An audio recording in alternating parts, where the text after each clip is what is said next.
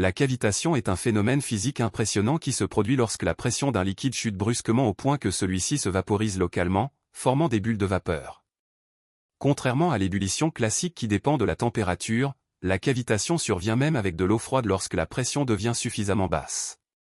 Ces bulles apparaissent souvent dans les zones où le liquide circule très rapidement, comme derrière une hélice, dans la turbine d'une pompe ou dans les conduites étroites d'un moteur.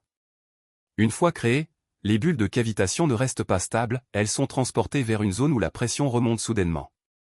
À ce moment-là, elles implosent violemment, provoquant une micro-explosion extrêmement rapide et énergique. L'implosion génère des jets liquides ultra rapides, des ondes de choc et des températures locales très élevées, parfois comparables à celles observées à la surface du Soleil, mais sur des zones microscopiques. Ces micro-explosions répétées frappent les surfaces solides avec une force capable d'arracher progressivement des fragments de métal. C'est pourquoi la cavitation peut creuser, fissurer ou même perforer des pièces en acier ou en bronze, notamment les hélices de bateaux, les pompes industrielles ou les parois de moteurs. En plus des dommages matériels, elle provoque également du bruit, des vibrations et une perte d'efficacité dans les systèmes hydrauliques. Mais la cavitation n'est pas toujours négative, elle est utilisée volontairement dans certains appareils, comme les nettoyeurs à ultrasons ou certaines techniques médicales pour briser des calculs rénaux.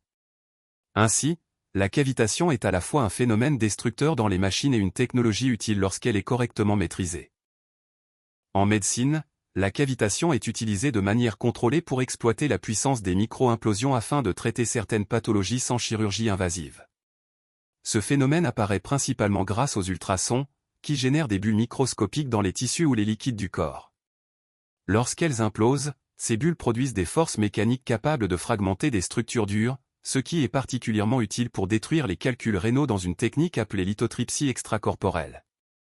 Cette méthode permet de briser les pierres du rein en petits fragments sans incision, facilitant leur élimination naturelle et réduisant considérablement la douleur et le temps de récupération. La cavitation est également utilisée dans les appareils de nettoyage ultrasonique en chirurgie, pour décontaminer les instruments grâce à l'implosion rapide de milliers de bulles. En dermatologie et en esthétique, elle est employée pour la lipocavitation, un procédé qui vise à désagréger les cellules graisseuses par ultrasons afin de remodeler certaines zones du corps sans opération. De plus, certaines recherches explorent l'usage de la cavitation pour ouvrir temporairement la barrière hémato-encéphalique, permettant d'administrer des médicaments directement au cerveau, un objectif difficile à atteindre avec les techniques classiques. Cette approche pourrait révolutionner le traitement des tumeurs cérébrales ou des maladies neurodégénératives. La cavitation contrôlée est aussi étudiée pour améliorer l'efficacité de la chimiothérapie en favorisant la pénétration des médicaments dans les tissus cancéreux. Ainsi, loin d'être seulement un phénomène destructeur, la cavitation devient un outil médical précieux lorsqu'elle est maîtrisée avec précision.